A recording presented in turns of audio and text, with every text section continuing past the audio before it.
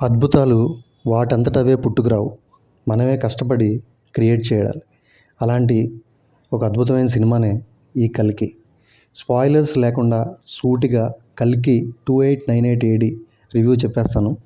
Script stage దగ్గర నుంచి screen మీద ప్రజెంట్ చేసే వరకు 'ఎవడే సుబ్రహ్మణ్యం', 'మహానటి' లాంటి 2 సినిమాల తర్వాత ప్రభాస్తో ఇంత పెద్ద స్టార్ క్యాస్ట్తో పాన్ వరల్డ్ విజన్తో డైరెక్టర్ నాగశ్విన్ కష్టం వృధా పోలేదు.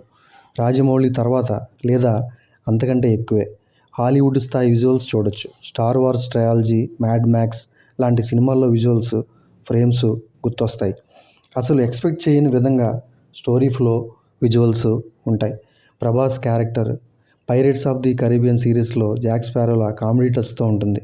ఫస్ట్ హాఫ్ అంతా క్యామియోస్తో, స్టోరీ నాట్స్తో తెలియకుండానే అయిపోతుంది.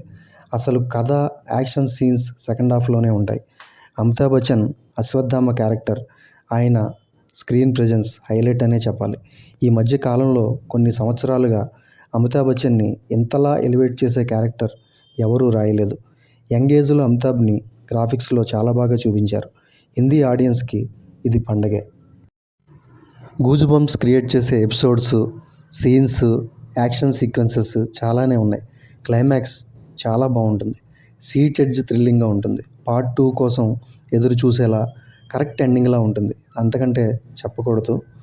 ప్రభాస్ లుక్స్, ఈజ్, క్యారెక్టర్ చాలా బాగున్నాయి. ఇంటర్వెల్ షాట్ అయితే అసలు ఎక్స్ట్రాడినరీ, అమేజింగ్. దీపిక క్యారెక్టర్ కూడా బాగుంది. కమల్ హాసన్ విలన్గా డిఫరెంట్ అపియరెన్స్ ఇచ్చారు. బట్ ఆయన క్యారెక్టర్ ఎక్కువసేపు లేదు. బహుశా సెకండ్ పార్ట్లో ఆయనదే డామినేషన్ అవ్వచ్చు. Music up to the mark లేదు. ఇంకా బాగుంటే బాగుండు అనిపించింది. అదే కొంచెమేం కాదు, చాలా మైనస్లా ఒక్కోసారి మ్యూజిక్ అనిపించింది.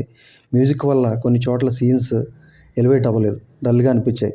ముఖ్యంగా సెకండ్ హాఫ్లో ఒక సాంగ్ చాలా బోర్ కొట్టింది.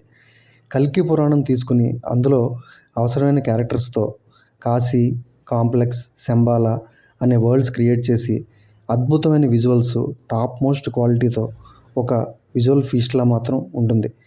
డెఫినెట్గా చెప్పగలను, హాలీవుడ్ సినిమా చూసిన ఫీలింగే కలుగుతుంది. కానీ మన ఇండియన్ ఆర్టిస్ట్స్ మాత్రమే కనబడతారు కాబట్టి అదొక ఇండియన్ సినిమా అనుకోవాలి తప్ప, కానీ ఎట్టి పరిస్థితుల్లో హాలీవుడ్ డైరెక్టర్స్ తీసిన సినిమాలకు కానీ, హాలీవుడ్ సినిమాలకు కానీ ఏ మాత్రం తీసిపోదు.